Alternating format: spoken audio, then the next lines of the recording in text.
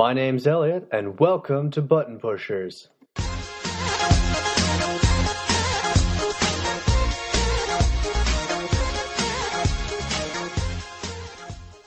Hello and welcome to the third episode of Button Pushers.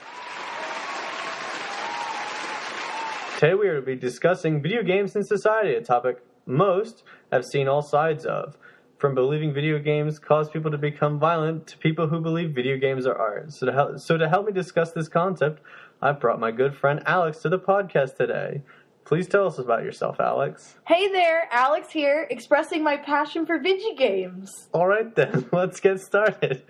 It takes no real research to know that video games have become such a phenomena that it even has its own unique culture. That being said, the general perception of video games isn't exactly high praise. I think it's fair to say that anyone who played video games as a teenager can tell you all the times they've been called lazy by their parents. Haha, well said. Some of the older folks in society doesn't see the benefit of video games, but with reality that the video game market does indeed make good money and has been proven to help develop certain skills, they have become more accepted. I think it can be agreed upon that as the years go by, video games have become viewed in more of a positive light. But there are some myths that have stayed strong. What do you mean? I think it's fair to say that everyone has heard the myth that video games cause kids to become more violent. Yet with research disproving it, people still believe it. Why do you think that is? Well, there is the concept that people might just be looking at the face value of the video games. I mean, you walk into your kid's bedroom, and he's yelling at his TV, screaming about killing somebody in the game. Doesn't really leave a good impression on the parents. There has to be a degree of stubbornness in this, though, because if you look into the concept, it was disproven a very long time ago, yet people would rather not do the research. There is a solid chance that some parents simply refuse to acknowledge that it's wrong. I believe they want to use it as a reason for something that happened. Take, for example, how President Trump recently blamed video games as the cause of Florida's mass shooting.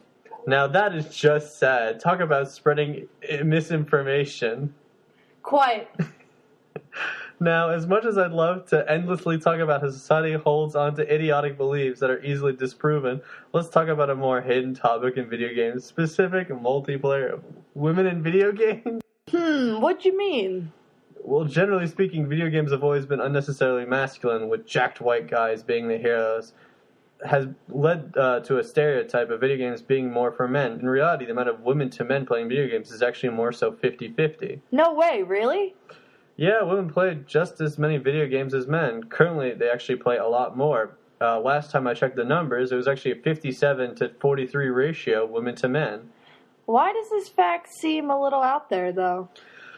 Well, the reason you don't hear much about it is because women don't interact in multiplayer generally. Ugh, I can fathom why.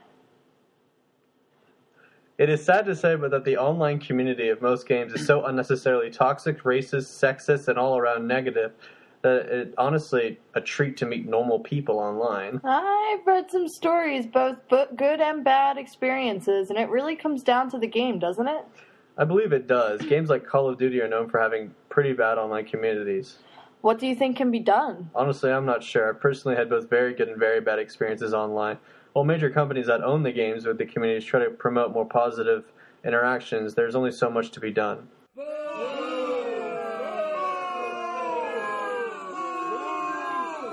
This is a large topic that will need to be revisited sometime in the future for sure, hopefully as a positive update. Thank you for coming on to my show today, Alex. No problem. Thanks for having me. Next episode, we will talk about skills cultivated from video games and how video games help people. My name is Elliot, and this has been Button Pushers. Ow! I want to die.